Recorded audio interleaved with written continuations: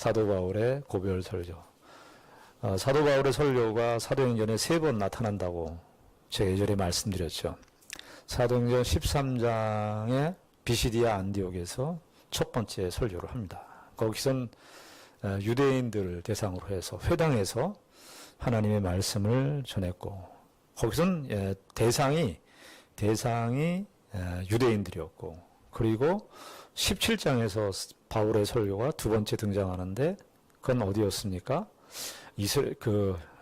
그리스의 최고의 도시라고 할 수 있는, 지혜와 철학의 중심 도시라고 할 수 있는 아테네의 아레오바고라고 하는 큰 광장에서 설교를 했습니다. 그게 두 번째 설교입니다.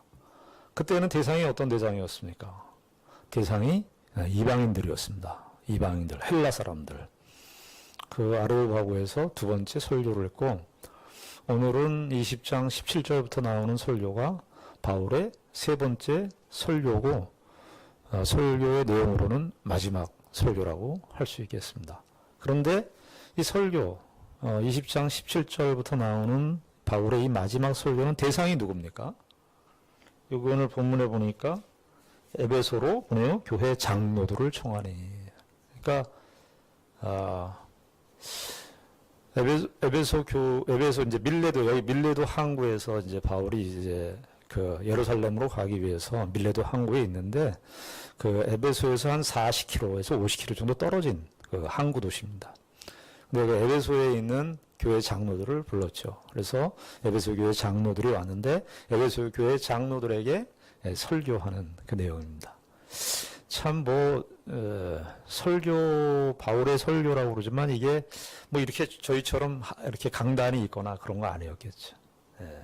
그냥 항구에서 바닷바람, 그 지중해에 또 에게에서 서쪽에서는 에게, 밑에서는 또 지중해가 이렇게 바닷바람을 맞아가면서 사도 바울이 설교를 하는 내용이 이 사도행전 20장의 사도 바울의 마지막 설교입니다. 첫 번째 설교하고 두 번째 설교보다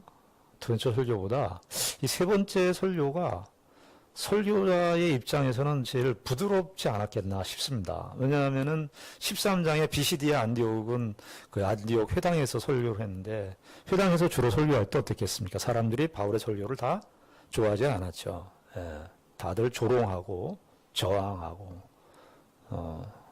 그래서 또 회당이라 그러면, 유대인들 회당이라 그러면 바울이 어떤 전적을 갖고 있는지 잘 알고 있거든요. 바울은 예전에는 다 유대인 회당 사람들하고 같이 친하게 지냈던 사람이고, 사도행전 9장에 보면 다메섹 회당에 그 공문을 가지고 예수 믿는 사람들을 핍박하려고 공문을 가지고 회당에 갔던 사람이에요. 그런데 바울이 그 회당에서 하나님의 말씀을 증거한다고 할 때, 물론 성령이 충만해서 하나님의 말씀을 전하시겠지만 얼마나 두려움이 컸겠습니까? 그 유대인 회당에 있는 사람들이, 회당장이나 이런 사람들은 사도 바울의 이력을 잘 알고 있었죠. 근데 바울이 거기서 설교를 할 때 심적 부담이 얼마나 컸겠습니까? 설교자들이 설교의 대상을 생각하지 않을 수가 없어요.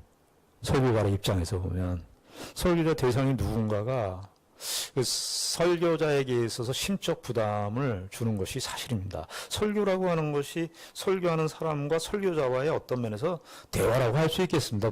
그 설교를 제가 일방적으로 하지만 우리 교인들처럼 제가 이렇게 늘 보는 교인들을 설교를 하는 거는 제가 부담이 덜 하죠. 근데 예전에 한번 그 장례 예배를 인도한 적이 있었는데요. 장례 예배를 저에게 부탁하신 분은 권사님이셨는데, 교회 권사님이셨는데, 그래서 저는 당연히 그 장례 예배가 다 믿는 사람들인 줄 알았어요. 근데 하나도 안 믿는 사람들이에요. 근데 장례 예배 때만이라도 전도하겠다는 그런 마음으로 이제 저를 초청해서 제가 갔는데, 다들 얼굴들이요, 표정이 너무너무 안 좋으시고, 설교하는데 얼마나 부담이 컸는지 몰라요. 바울이 회당에서 설교할 때 제가 그런 느낌의 상황보다 회당에서 설교하는 바울의 심정은 인간적으로 봤을 때 굉장히 압박감이 있었을 것으로 보입니다. 유대인 회당에서 주로 설교를 했는데, 그리고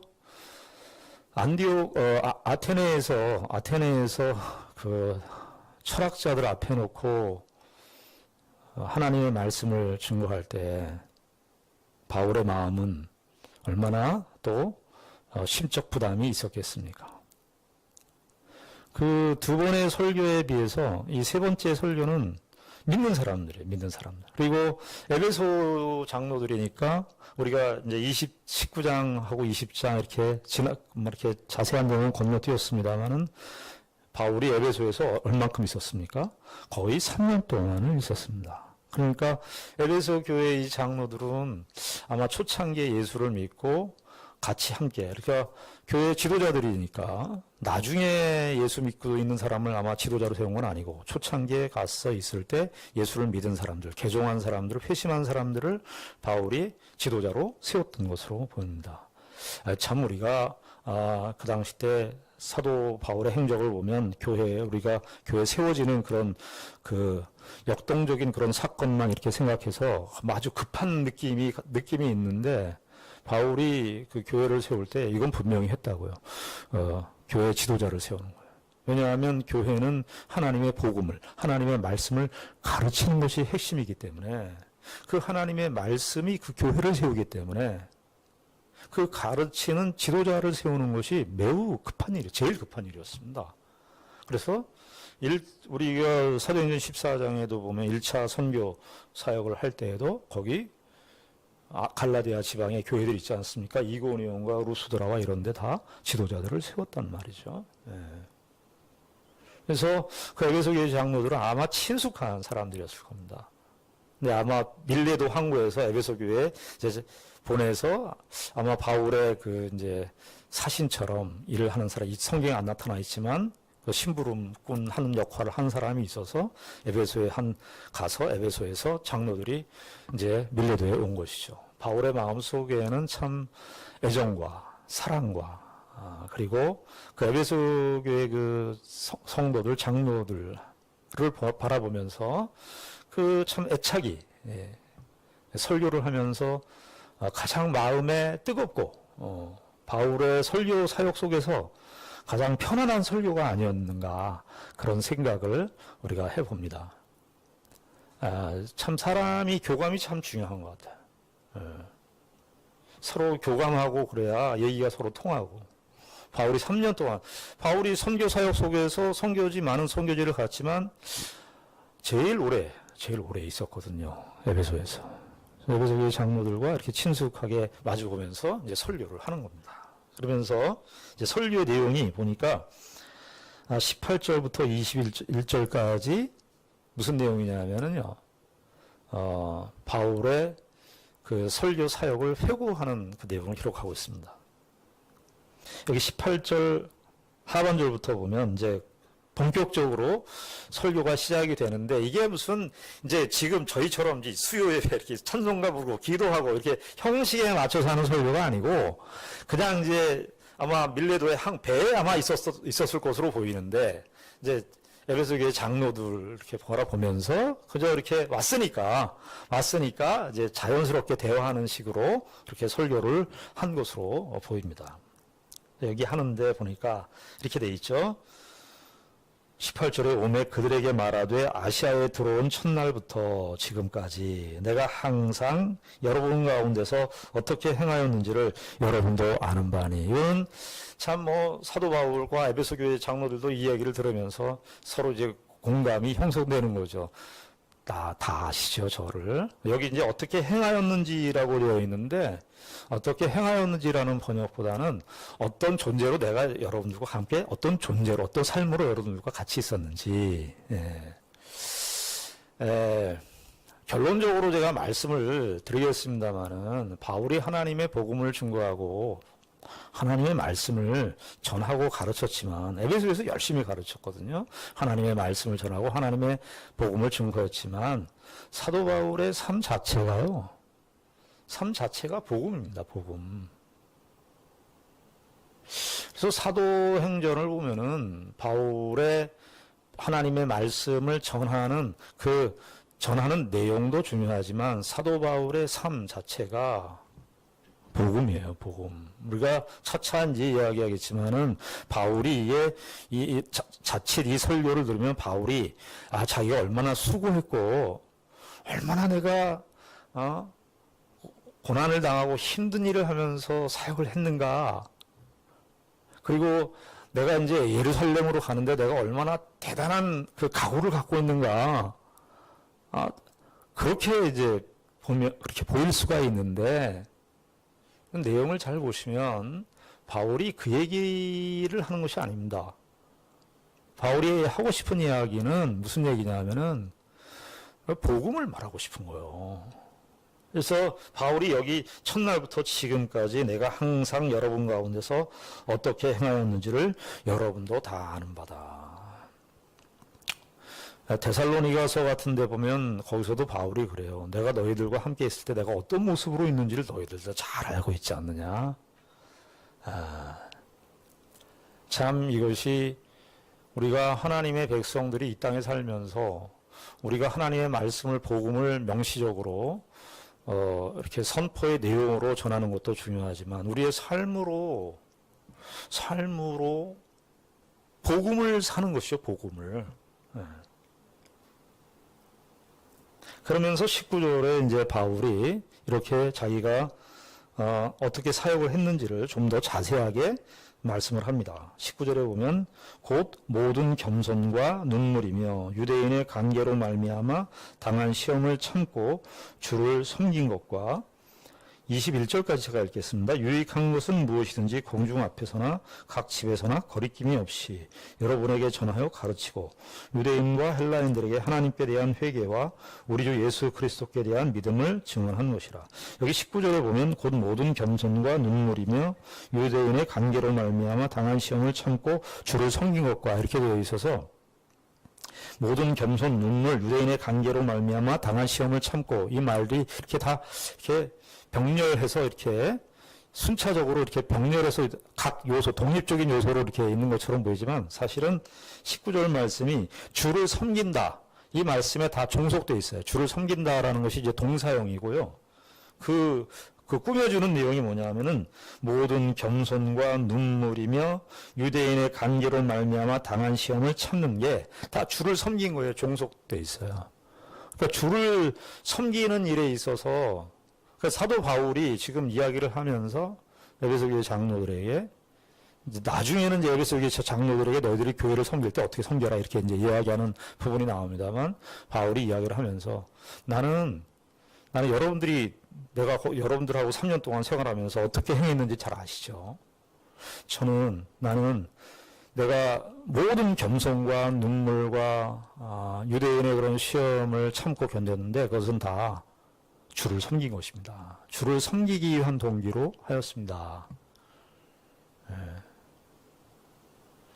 우리가 어떤 일을 해도 하나님의 사람들이, 하나님의 백성들이, 또 신자들이 크고 작은 일들의 모든 동기, 궁극적 동기는 무슨 직업을 갖든, 직업이 이런 직업을 갖든 저런 직업을 갖든, 혹은 어떤 일을 하든, 교회 봉사를 하든 이 세상에 살든 우리는 다 초점이 주를 섬기는 것이어야 합니다. 그런데 오늘 본문을 보면은 사도 바울이 주를 섬기는 일에 있어서 우리가 생각할 때 주를 섬겼더니 무슨 영광이 돌아오고 주를 섬겼더니 무슨 큰 유익이 있고 주를 섬겼더니 무슨 보상이 있고 이게 아니라 여기 어떻게 돼 있어요? 모든 겸손 눈물 이렇게 돼 있어요. 여기 모든 겸손이라고 하는 것은 모든 겸손, 좋게 번역하면 모든 겸손이고요. 또 무슨 뜻이 있냐면 모든 굴욕입니다. 굴욕. 우리는 주를 섬긴다. 하나님의 영광을 위한다 그러면은 그 영광을 위한 삶이 굉장히 괜찮을 것이라고 자꾸 상상을 해요. 그래서 신앙생활 하면서 주를 섬기고 봉사할 때 우리가 시험 받는 이유 중에 하나는 뭐냐면 내가 이렇게 주를 섬겼는데 돌아오는 것이 없어요. 오히려 굴욕을 당하고 여기 바울이 뭐라 그러죠? 눈물이라고 눈물. 눈물이 주를 섬기는 거예요. 이런 거 인식이 우리가 참 안 돼 있어요. 그래서 교회 생활하거나 이런 봉사할 때 시험이 되는 이유는 뭐냐면은 이런 것들을 누가 이렇게 내가 이렇게 무슨 어떤 개인적인 유익과 영광이 차라리 보상이라도 누가 와야 되겠다고 생각하는 것들이 있는 거예요. 바울이 그런데 여기 모든 겸손이 눈물도 다 눈물이라고 되어 있지만 눈물들입니다. 눈물들. 여기 특별히 눈물은 어떤 눈물이었을까요? 이 유대인의 관계로 말미암아 당한 시험이라고 그 뒤에 나오는 걸 보면은 이 눈물은 유대인들 회당에서 여러분들 바울이 회당에서 하나님의 말씀을 증거할 때 그 대상들이 주로 유대인들인데 자기 동족 아닙니까? 예전에 구약시대 때의 구약시대의 언약의 빛에 비추어보면 구약이 하나님의 백성이었는데 저들이 하나님의 율법을 갖고 있으면서도 주 예수 그리스도의 복음을 받아들이지 않는 그 완패함, 강팍함을 보면서도 한편으로는 바울에게 눈물이 있는 거예요.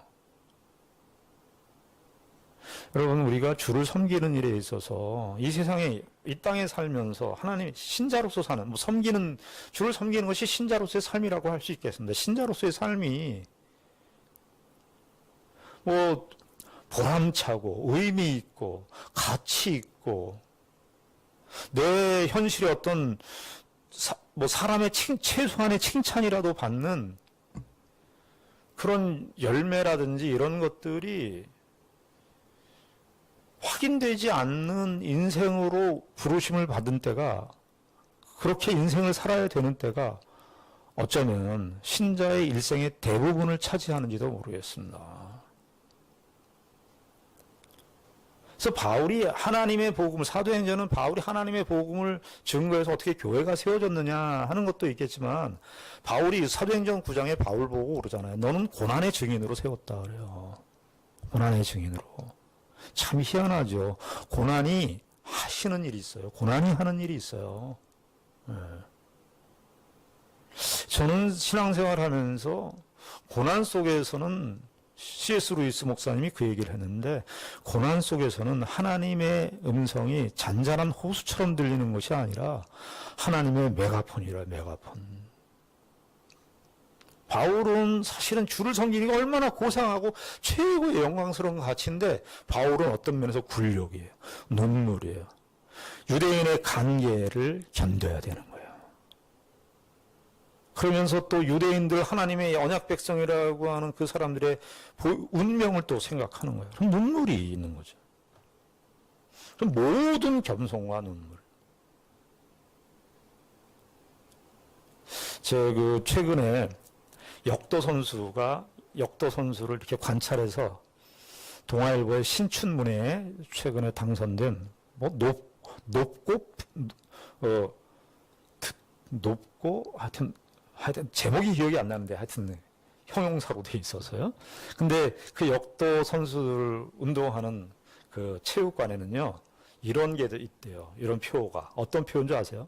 무슨 표일 것 같아요? 역도하는 사람들의 그 표가 아주 신앙적인 표예요. 그게 뭐냐 하면 오늘의 무게는 내일의 영광이다. 오늘의 무게는 내일의 영광이다. 이게 딱 오늘의 무게는 내일의 영광. 이게 역도 선수들도 아는 거예요. 일반의 어떤 목적을 성취할 때도 얼마나 치열하게 살아야 되는 현실이 있는지를 알아요. 역도 선수들은 역기를 떨어뜨리면 틀린 거래요. 실패한 거래요. 역기를 던져버리면 성공한 거래요. 근데 자기 체중보다 2배 더 나가는 역기를 그냥 들고서 100kg 더 나가는 역기를 50kg 중반대 사람이 확 던질 때 그 느낌이 뭐냐면 발이 허공에 이렇게 뜨는 것 같다는 거예요. 네, 허공에 뜨는 것 같은 느낌. 우리가 사는 인생에 신자는 더더욱 그렇죠. 신자는 일반의 그런 세상에서 고난당하고 세상에서 뭔가를 성취해서 얻는 그런 유익, 성공보다 훨씬 더 깊은 차원의 복이 있는 거예요. 바울이 지금 이거 한탄하면서 하는 거겠어요?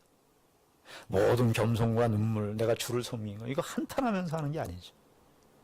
그리고 여기 19절에서는 이게 주를 섬긴 것이 주동사고, 21절을 읽었는데요. 21절에 유대인과 헬라인들에게 하나님께 대한 회개와 우리 주 예수 그리스도께 대한 믿음을 증언한 것이라. 증언한 것이라가 이제 21절의 주동사예요. 그러니까 주를 섬기는 것과 믿음을 증거한 거예요. 이게 이제 바울의 행동, 회고담을 바라보는 바울의 중요한 초점이었습니다. 주를 섬기고 주를 증언하는 거예요. 같이 가지 않습니까? 주를 섬기는 거, 주를 증언하는 거 같은 얘기 아닙니까? 성공과 승리를 통해서만 주의 믿음이 증거되는 것이 아니라 고난과 겸손과 눈물로 그 유대인의 간계를 이렇게 참았다. 그 고린도전서 15장 32절에 보면 바울이 그 얘기를 에베소에서 자기가 맹수를 만났다. 비유적 표현인데, 그러니까 우리가 사도행전만 보면 그렇게 스킵을 해서 그렇게 축약해서 넘어갔으니까 사건이니까 자세하게 설명은 안 했지만 바울의 그 체험 속에는 고린도전서 15장의 표현에 의하면은 에베소 3년 동안 있으면서 그 당한 시험이 맹수를 만난 것 같은 시험이었다는 거예요. 쉬운 거 아니죠. 근데 희한해요. 그런 고난의 밑바닥에서 정말 맹수를 마주하는 그 시험의 현장 속에서 주를 섬기고, 그 속에서 주를 증언하고, 이거 대단한 거 아닙니까?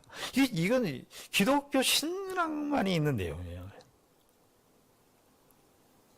이게 이제 바울의 아시아에서 처음 들어온 날 강조하죠. 처음 들어왔을 때부터 지금까지.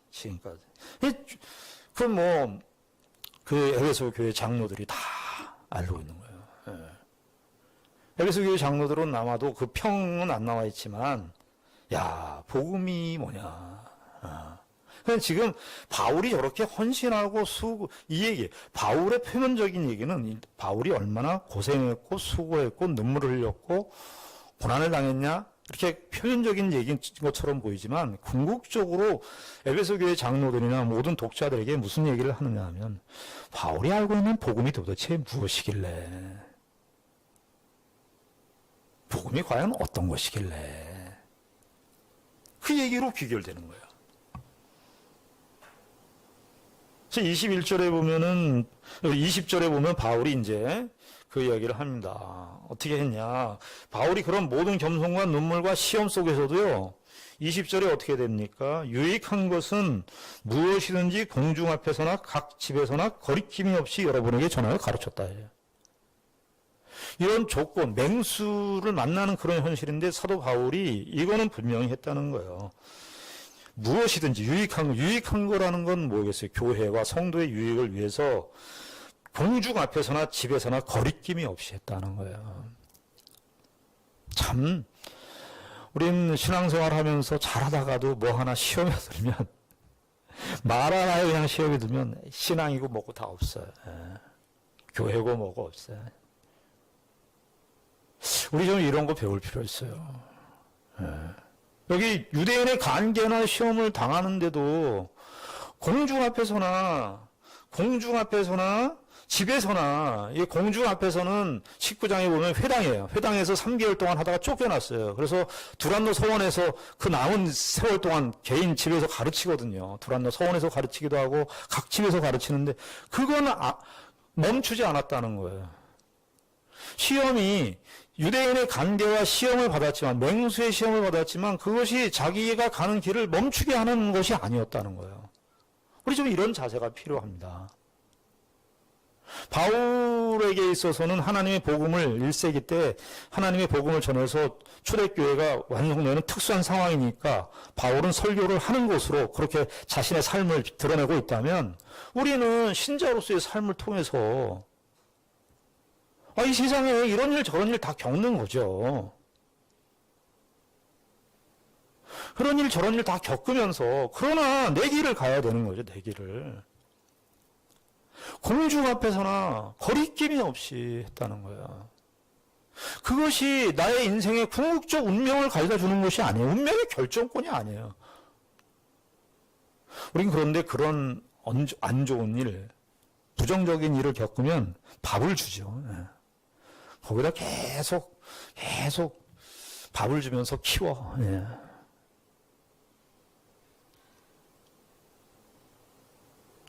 바울은 공중 앞에서나, 이게 또 이런 표현도 돼요. 공중 앞에서나 각 집에서나 거리낌 없이 하나님의 말씀을 전했다는 말은 좀 더 확대해 보면 그리스도의 복음은 모든 영역에 다 미친다는 거예요. 나 고난 당하지만 야 그리스도의 복음은 그저 우리들끼리 모여서 교회를 형성해서 우리끼리만 이렇게 잘 살고 잘 먹고 해피하게 사는 게 아니라 모든 영역에서 그리스도의 영광이 드러난다는 거예요. 다 가르치는 거예요. 거기에 어떤 영역에서든지. 그리고 21절에 그 이제 핵심적인 내용을 얘기하죠. 유대인과 헬라인들은 그 당시 때 모든 사람들이에요. 그 당시 1세기 때는 유대인과 헬라인이 그때 모든 사람들이에요. 그러니까 다 모든 공중 앞에서나 집에서나 했을 뿐만 아니라 사람들에게 다 상관없이 유대인이나 헬라인이나 거리낌 없이 다 차별 없이 뭘 했다는 거예요. 하나님께 대한 회개와 우리 주 예수 그리스도께 대한 믿음을 증언했다. 이렇게 되어 있어요. 그러니까 이거는 동전의 양면인데요. 하나님께 대한 회개, 예수 그리스도에 대한 믿음. 이게 예수 그리스도에 대한 믿음이 있어야 하나님께 대한 회개가 생기고 하나님께 대한 회개가 있어야 또 예수 그리스도에 대한 믿음이 생기고 이게 같이 얘기하는 거예요. 근데 이 내용을 우리가 생각해 볼 필요가 있습니다. 요즘에 우리 교회는 한국 교회 전체적인 흐름은 회개가 빠져버린 믿음만 우리가 익숙한 거 아닌지 모르겠어요. 잘 되는 믿음, 긍정적인 믿음, 축복받는 믿음, 내 자녀도 잘 되고 내 사업도 잘 되는 믿음,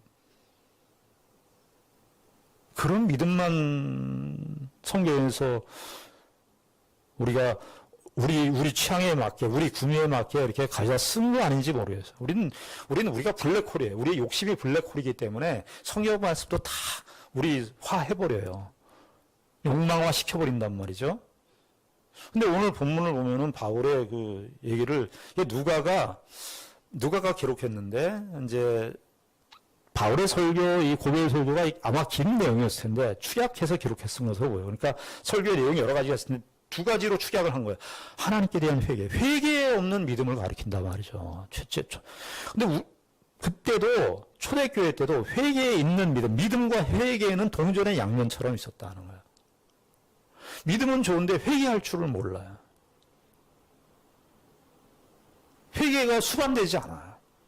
회개라고 하는 건 뭡니까? 방향을 완전히 수정하는 거예요. 행동을 돌이키는 거죠. 그런데 우리가 기도도 해보면은 기도하면서 회개의 내용이 있지만은 어쩔 때는 그 회개가 요즘 말로 말하면 영혼 없는 회개. 영혼 없는 회개.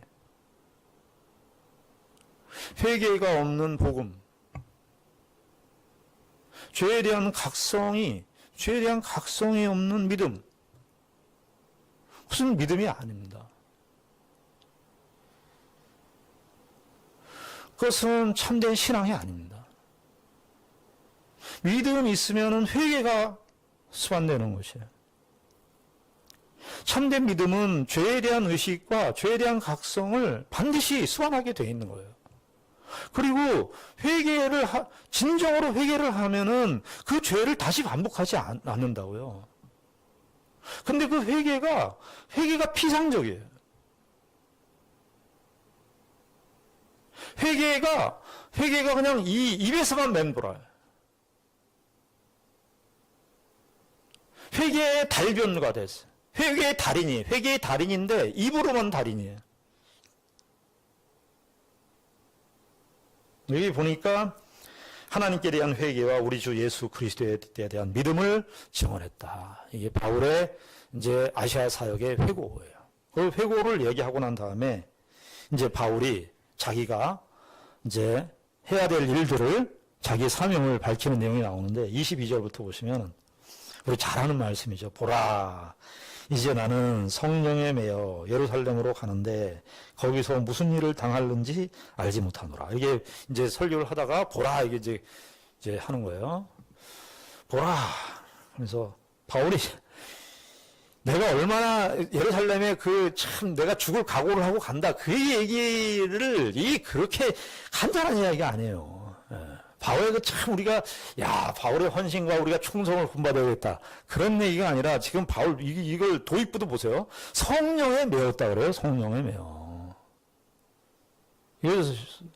이거 조금 이렇게 얘기하면 이렇게 얘기할 수 있어요. 바울은 지금 자기는 예루살렘에 가고 싶은 마음 하나도 없어. 근데 보니까 지금 이제까지 바울이 사도행전에서 사도 바울이 선교 사역을 해오면서 하나님이 다 훈련을 시켰어요. 회당에서 계속 반대받는 훈련 다 시켰어요. 그리고 고난받는 증인이 될 것이라고 하나님께서 사도 바울에게 말씀하셨어요. 그래서 지금까지 다 훈련을 시켜서 회당에서 계속 매맞고 도망가고 또 매맞고 도망가고 제가 회당을 찾아보니까요. 사도행전에 회당에 관 내용이 나오는데 계속 다 반발해요. 회당에서 환영했던 적이 없어요. 반발당하고. 이쯤 되니까 이제 자기가 다 거의 어떤 면에서 다 죽었다고 볼 수 있어요. 성령에 매여서. 성령에 묶였어요. 그러면서 성령에 묶여가지고 예루살렘으로 가는데 거기서 무슨 일을 당하는지 알지 못한다. 알지 못한다. 여러분, 좀 우리가 근데 바울도 예루살렘에 가면 알지 못하면 우리도 미래를 알 수 있나요? 우리도 미래를 예측할 수가 없어.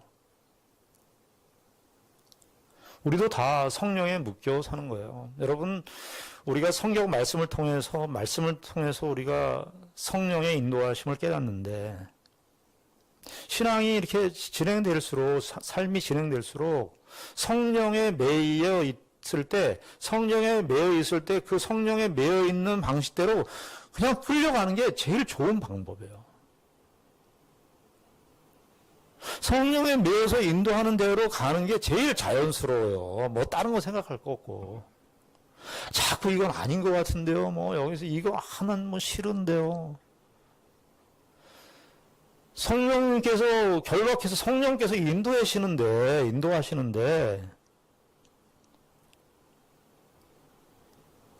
내가 현실과 상황을 이렇게 보니까, 난 생각에는, 생각 없이 무개념으로 따라오라는 건 아니지만 성령께서 인도하시는 대로 가야죠.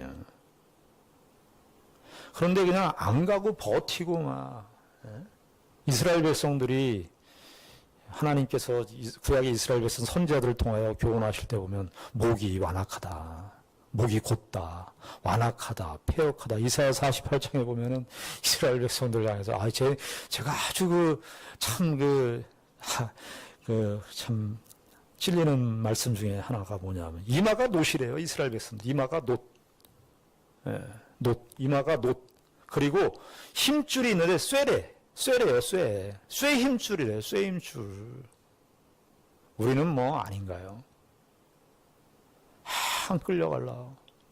근데 이쯤 되니까 바울이 성령의 인도하심을 따라서 자기도 가는 거야. 누가 하나님의 백성의 축복을 받는 사람인가? 성령의 인도를 따라가는 사람이 하나님의 축복을 받는 사람이죠.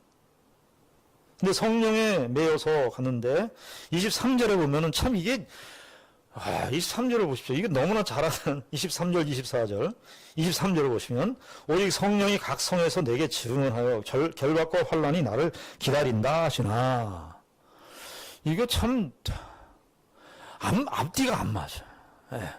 왜냐하면은 성령이 이 신앙의 논리가 우리의 생각하고 이렇게 맞질 않아요. 성령이 각성해서 내게 증언. 이 말이 뭐냐면 사도 바울이 지금 이 사도행전에 각성 무슨 1차 선교 사역, 2차 선교 사역, 3차 선교 사역 중인데 3차 선교 사역 거치면서 각성해서 얘기하기를 너 결박당한다. 너 고난이 있다. 이게 얘기했다는 거예요. 환난이 있을 것이다. 늘 얘기를 했다는 거예요. 성령께서.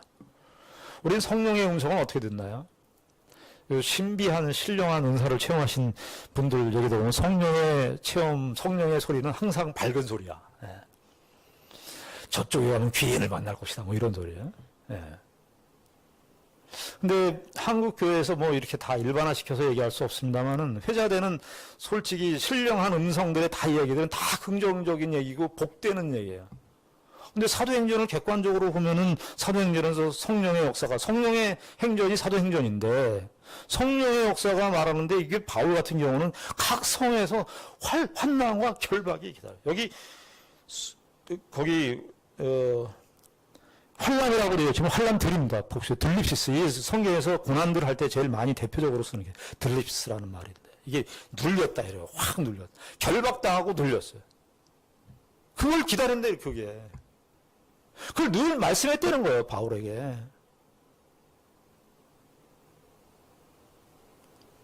이게 뭐 성령이 각 성마다 성령이 무슨 좀 좋은 얘기, 장밋빛 미래 정도는 아니더라도 그래도 길이 조금 편한 길이라도 조금. 근데 바울의 그 성령의 음성은 언제나 환난과 결박이 있다는 얘기였다는 거예요. 환난과 결박이 각성에서 늘 있었다는 얘기를 들었다는 거예요. 성령의 음성으로. 너를 기다린다 하신다.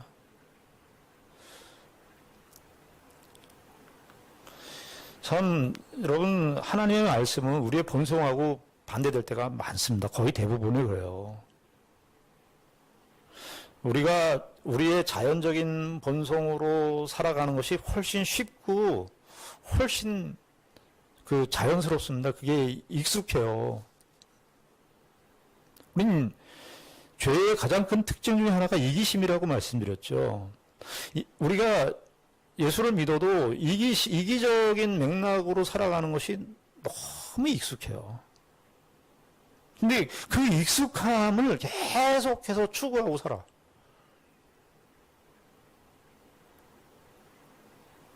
그러면은 성령께서 역사하시고 인도하시는 그 인도하심에 대해서 감각이 완전히 무뎌져요.